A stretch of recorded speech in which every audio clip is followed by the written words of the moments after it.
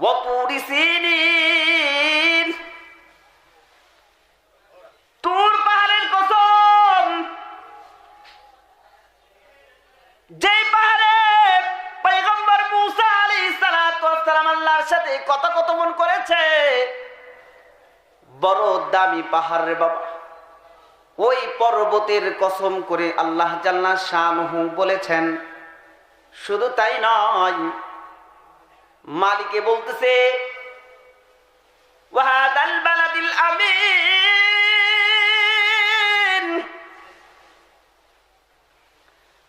পবিত্র মক্কা নগরীর কসম। মক্কা নগরী এমন শহর বাবা, এমন একটা নগরী, যেই নগরীর কথা আল্লাহ জাল্লা শানুহু কুরআনে হাকিমের ভিতরে বর্ণনা করেছেন।